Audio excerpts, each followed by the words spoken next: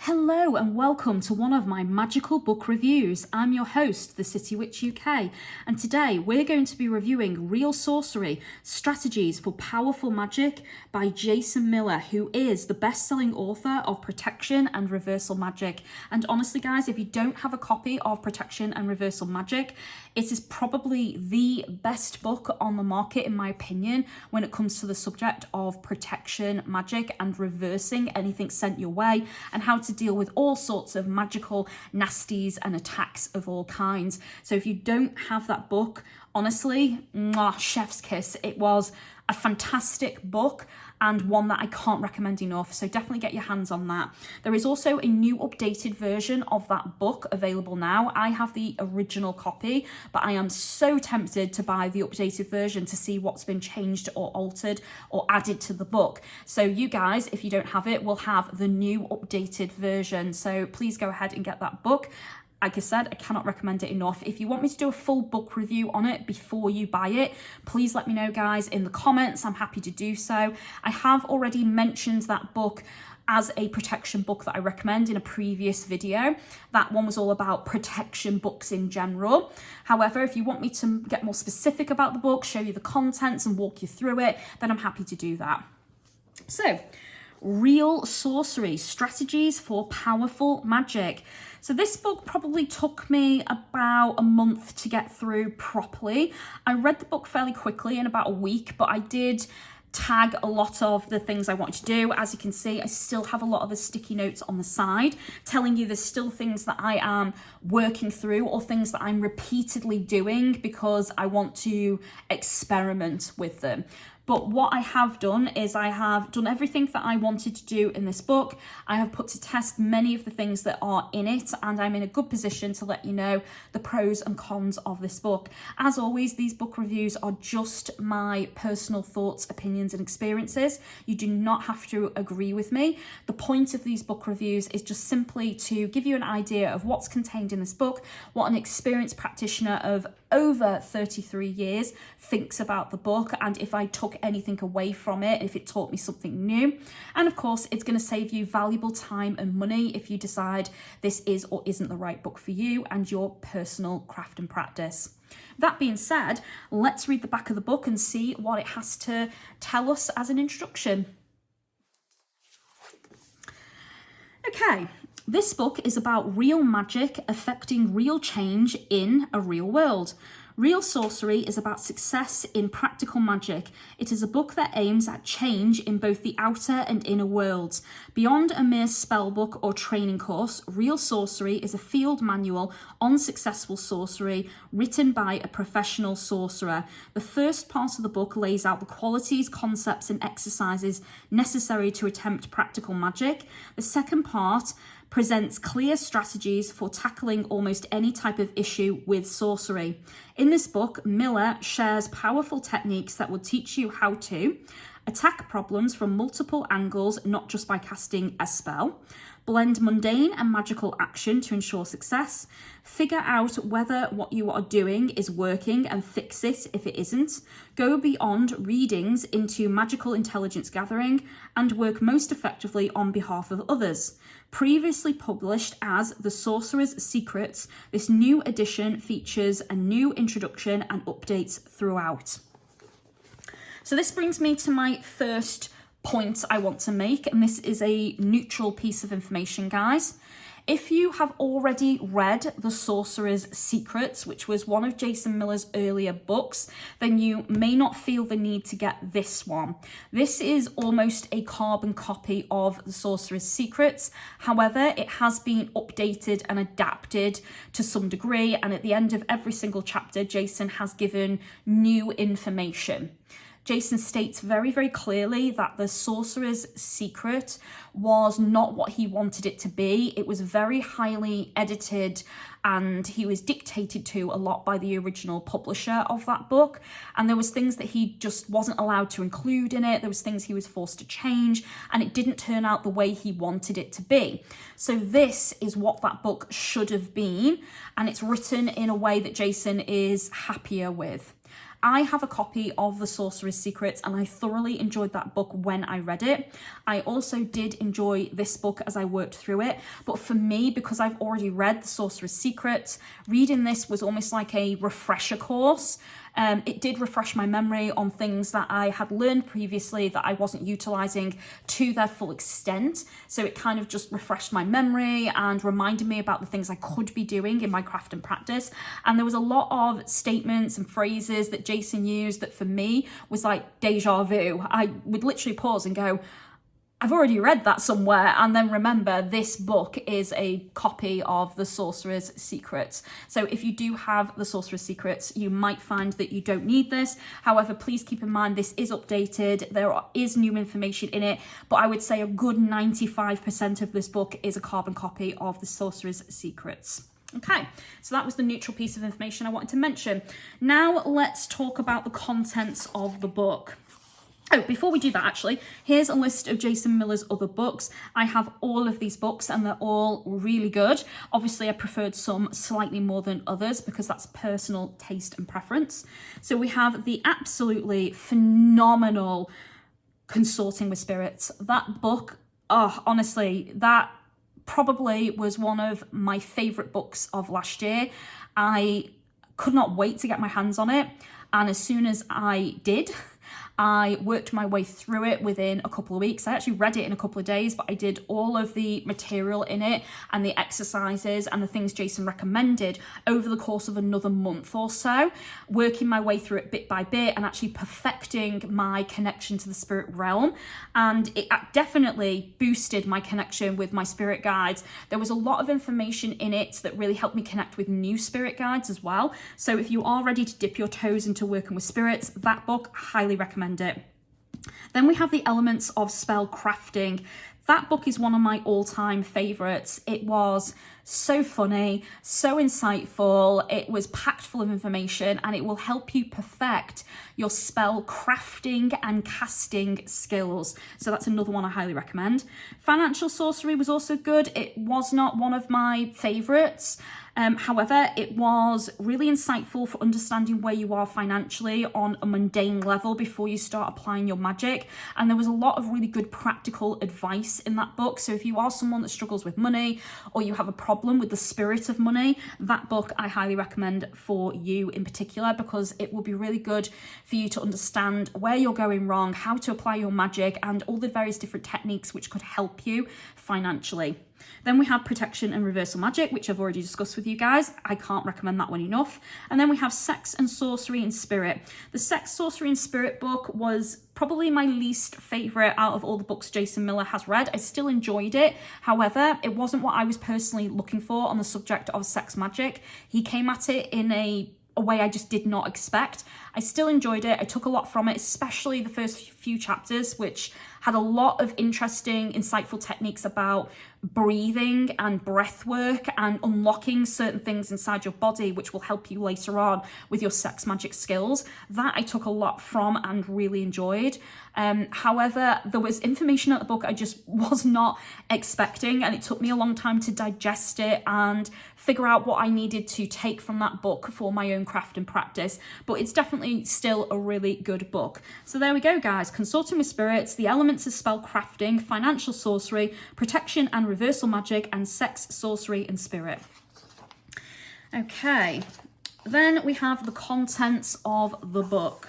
So we have the acknowledgements, and then we have the original introduction, which was from The Sorcerer's Secrets, and then we have Jason's new introduction for this edition of the book. That is where Jason goes into great detail about what I've just said to you guys, that this is basically what The Sorcerer's Secrets should have been, and why he chose to republish under a new book title with new information with a new publisher.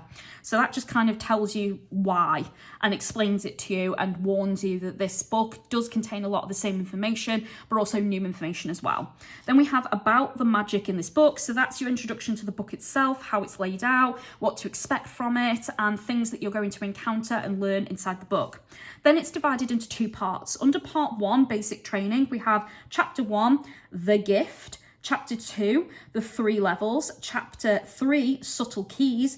Chapter 4, regular practice. This section of the book is all your exercises. It's the various different techniques that you're going to need to apply the rest of the information in part 2 of this book. So this is practical work, guys. You're going to get stuck in. There's a lot to do. There are rituals, there's exercises, experiments, things he wants you to practice and do over the course of several weeks. And honestly, if you're the kind of person who likes being given practical stuff to do, you're going to enjoy the first half of this book because you get proper stuck in, and it's like a course on magic. And I thoroughly enjoyed it. Then we have part 2 of the book, Strategic Sorcery. This starts with chapter 5. So chapter 5, Divination and Intelligence Gathering. That is exactly what it says on the tin, guys. It's using divination to gather information before you cast a spell, and then after you've cast your spell, how to use divination to identify what your spell is doing to the situation. Is it manifesting and working? If it's not working, what else should you be doing? So that chapter was probably my favorite chapter in the entire book, and I will go into slightly more detail in a moment. Then we have chapter 6, Influence and Persuasion. There is a little bit of a chat in that chapter about the ethics of magic, and Jason very much stands on the point of view that you're going to use whatever you have that is to your advantage in life, no matter what the situation is. So if you are a witch or a sorcerer, why wouldn't you use magic? And I thoroughly agree with him. So be prepared to be told that magic is influencing everything around you in the world. Every time you cast a spell, you are manipulating the forces around you. You are manipulating fate. You're manipulating what would have happened to make sure what you want to happen is going to happen. So you are changing things. You're affecting all the lives around you, whether you choose to believe it or not. That's just fact, guys. If you do a spell to get yourself a job and you were never meant for that job, but you get it, you took that away from the person who was actually going to get it before you cast your spell, which means you did harm to that person, but you got yourself the job. So just bear that in mind. And Jason explains it way better than I probably am. But that chapter is all about influence and persuasion, the ethics of it, but then also how to influence and persuade people to get what you want. Then we have financial magic in chapter 7, chapter 8, protection and security, chapter 9, love and lust, and then chapter 10, further strategies with a few parting words. And then right at the back, we have some extra insightful information. So we have the IAO and the Greek vowels. So there is some Greek words in some of the spells and rituals inside this book, and he does give you how to pronounce and sound them out and a bit of information about the vowels for the Greek alphabet. And then we have the 7 seals. Those are the 7 seals of the planets that Jason, alongside someone else, has developed and designed. You will start to see those seals on some of his other books. So there's one on the elements of spell crafting and on the financial sorcery book. They're on the front cover.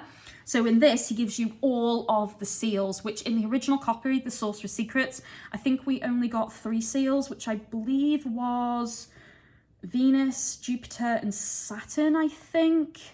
In this one, you get all 7. So that has been updated. As you can see, I have a lot that I'm doing in this book still. I've read the book and done everything I wanted to do, but there's things that I just wanted to go back to. So I'm just going to give you a quick flip through. As you can see, it's mostly information, but there are some doodles and diagrams in here to show you what he means when he's doing things.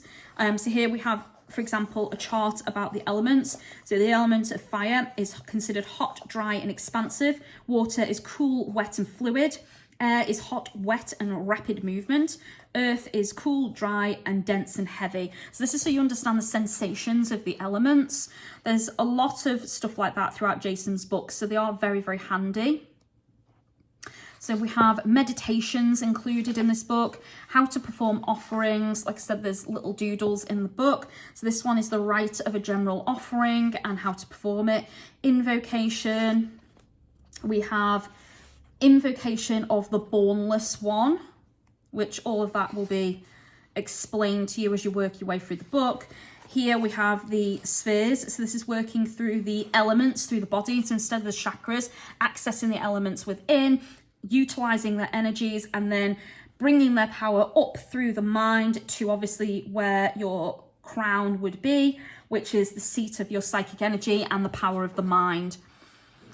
So there's a lot of working with the elements inside this book. And then we get to the second half of the book, and this is all about applying the exercises and techniques in the first half. So we've got tarot rituals, spontaneous divination versus planned divination, what to expect. We've got the Watcher and the Informant. We've got the planetary hours for sunrise and sunset. We've got some planetary seals. Influence and persuasion. We've got social proof, developing the influential self, invocations and the conjunction of the commander, the prayer of the perfected self, direct influence upon others. Now here he talks about utilizing, I can say the word, here he talks about utilizing the power of the witch's gaze and how to tell, using body language, where people's eyes go when they're thinking about something tells you whether they're recalling information or about to lie to you. So there's a bit of body language reading in this book as well. Talks about spell casting, writing your spells, things to watch out for that you might get right or wrong, getting the right spirit to help you with the job that you're trying to do, aka the magical task at hand, implementing your strategies. We've got basic financial wisdom, spirits of money. We've got planetary influences that can help you, the cash box spell, financial altar. We've got the seal of Boon. I actually do work with the Goetic demon known as Boon. For me, she is female, so Duchess Boon is what I call her. A little bit on protection magic. So personal protection, psychic protection, working with the seal of Mars for protection, protecting the home. We've got cleansing. We've got cleansing home, like it's in the building and objects.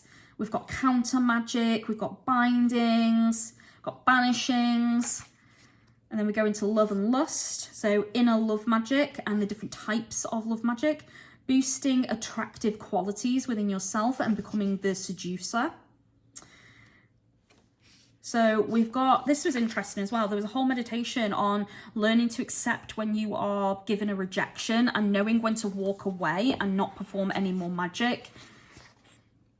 The seal of Venus. And then we've got some further strategies. So here we've got some stuff on legal matters. Oops. On health.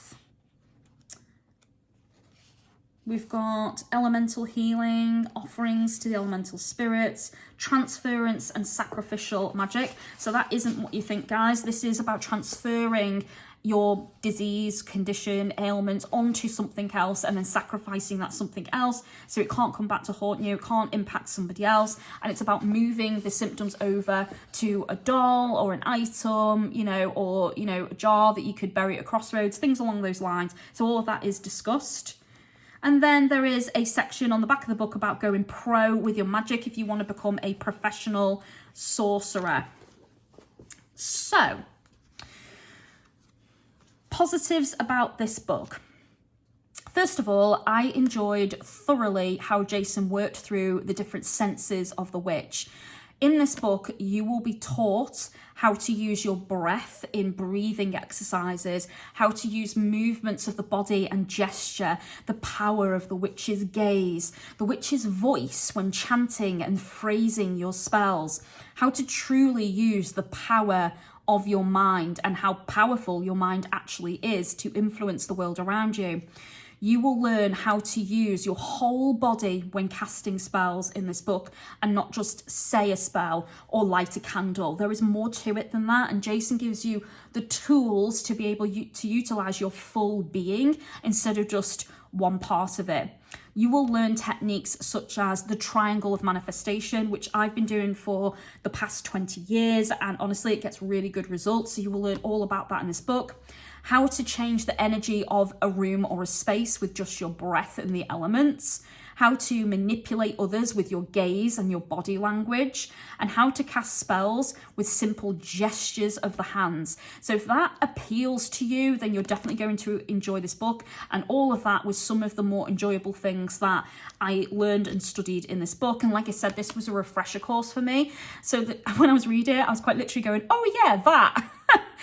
So there's things like the manifestation triangle and breath work I've been doing for such a long time, but then using my gaze and hand gestures, I was like, oh yeah, I do use my hand gestures, but not enough publicly and not with the idea behind psychological mirroring, which is something else that's discussed in this book. So it did refresh my mind on things I could be doing to take those techniques a step further. So really handy to know.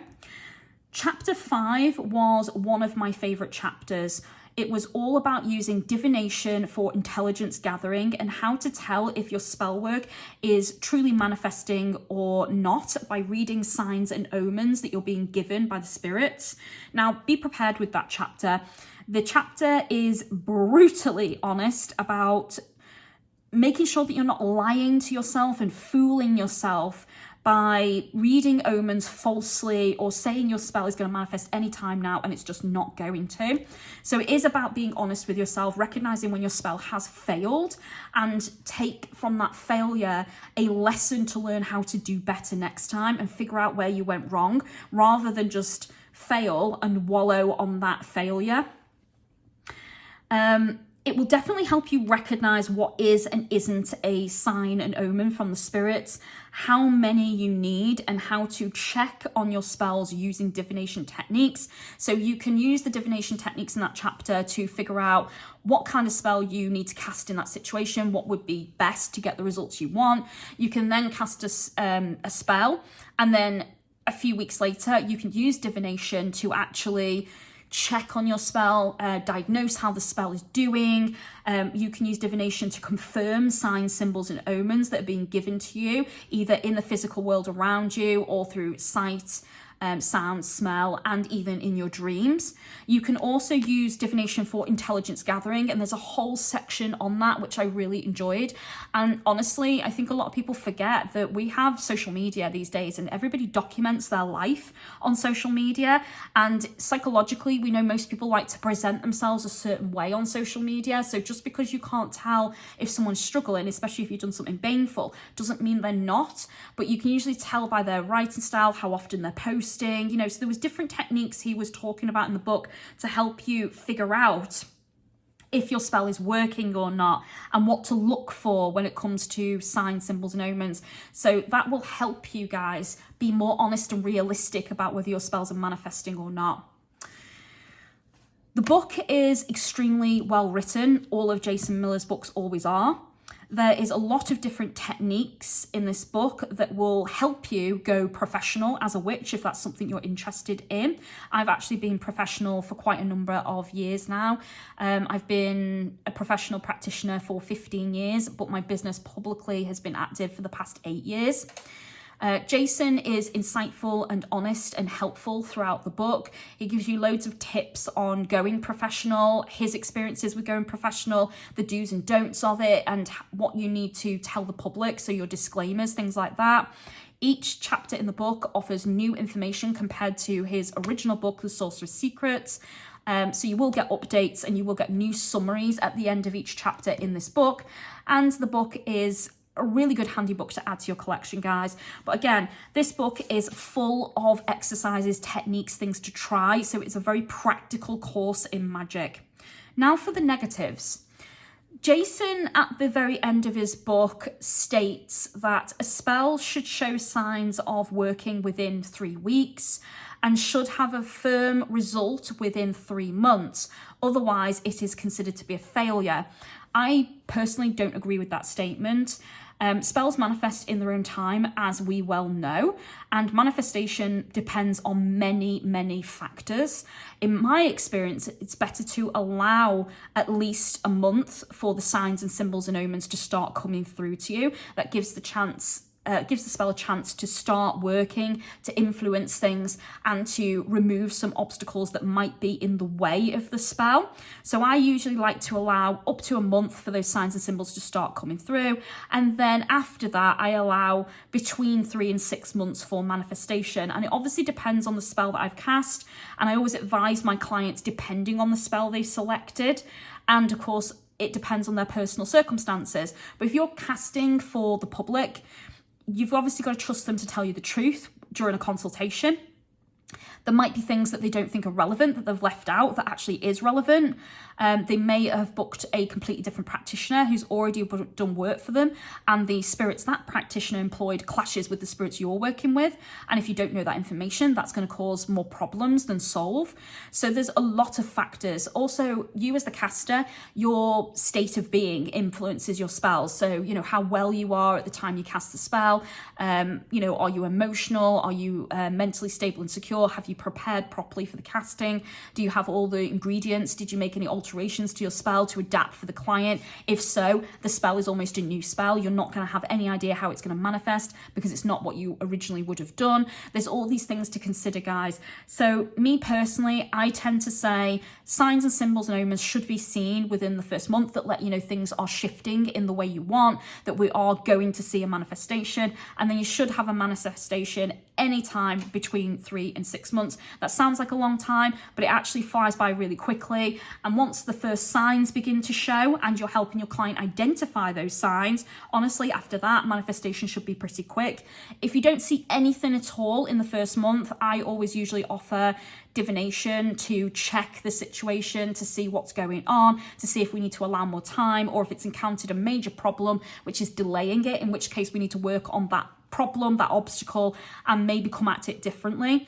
Also, the other thing I would advise that, you know, Jason does talk about a little bit in his book, but not in greater detail, is many situations might need to have spells layered into it. So you might have to come at it from multiple different ways with multiple different spells. One spell might not handle everything a client is talking to you about. So the only thing I disagree with was the time frame he gave on seeing signs and results from your spells. I mean, 3 weeks is a pretty small time period from the moment you finish casting, and 3 months, I mean, realistically, I've seen spells literally manifest within a week. I've had a couple of spells while I've been casting them. The client has literally told me it's manifesting there and then during the casting. And then I've also had spells that have taken 8 months to a year. It just depends on the client and the situation, guys. So just be realistic, be honest and transparent with your clients, and you won't go wrong.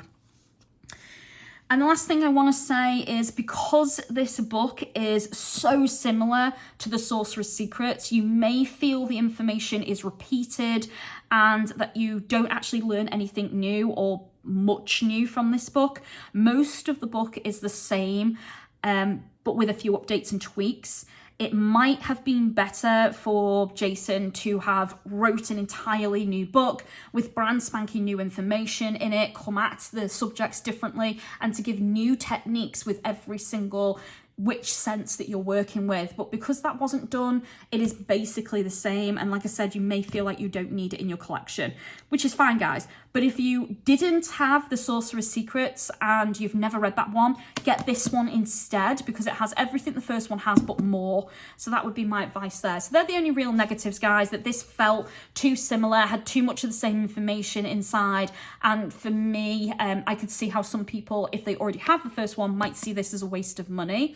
I would have preferred this personally completely rewritten, redone with lots and lots of new information in it that kind of maybe is almost a second book or a carry-on from the Sorcerer's Secrets. That would have been absolutely fantastic.